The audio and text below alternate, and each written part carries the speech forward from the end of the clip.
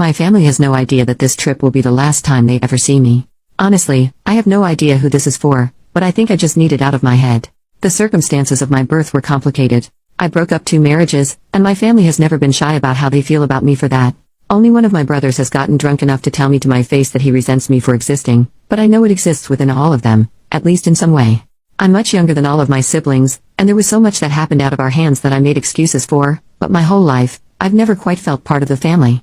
As a child, I told myself we'd make up for lost time once I got older, and we could talk as equals. Now, at 23, I see glimpses of the life I wished I had, but in the end, I'm always too much trouble to be involved. I hear everything from my father. I had to find out my niece was in a car accident from him. I had to find out my other niece had a miscarriage from him. I had to find out my oldest brother had a brain tumor haphazardly on a phone call with my father, which he didn't even know I was unaware of. I've known for a while I'm the only one trying, but for the sake of my dreams, I've given every opportunity for them to let me in, but I just can't do it anymore. I have a psychiatric service dog who aids me with CPTSD. He is the single greatest thing to happen to me.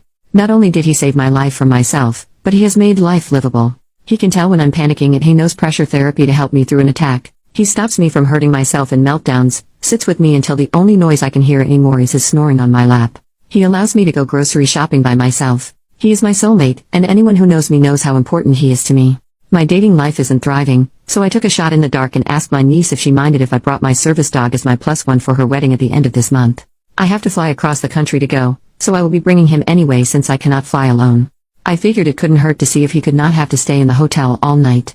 I do not technically need him for the event, since I'll know every guest, and I will be drinking pretty heavily to cope, but getting to spoil him with a bow tie, dancing, and steak, sounded like the perfect reward for helping me on my flight. Several times, I emphasized that I understood it was an odd request, and she could say no if she wanted. She was emphatic that he could come. She said even if I found a date, he could come. I was so excited. For once, I felt seen, I felt cared about, I felt valued, and then I got a call from my dad. No one wanted to make things awkward, but the mother of the bride was not okay with a dog being at the venue. I explained that he is a trained service animal and will not interrupt the ceremony in any way, and I'd of course remove him if he did. Still, he said they didn't like it. I was so tired of hearing everyone else's words through my father. He won't be around forever and sooner or later, they will have to start talking to me. I had one request, let the bride tell me. When I asked her, she said yes, and until she told me she changed her mind, I was under the assumption he could go. Well, I never heard back. My dad kept dropping hints when I call him, but I told him what my expectations were. When I RSVP'd, I put my dog as my +1 on the response to let them know I wasn't backing down this time. At this point, I didn't even care if she said he couldn't go. I just wanted to hear it from her. The next morning, I woke up to an email from my father. Not even a text, a dang email explaining that my niece didn't want to be the bad guy, but my dog was not welcome at the wedding. He said he was sorry, but he could still come with me to the hotel if I wanted. Something inside me broke, I think. I realized this is truly a helpless case. They are never going to respect me the way I crave them to. To this day, not one of our conversations has been started by them. I always initiate, and now, the one time I request a direct contact, I get an email. Family means everything to me.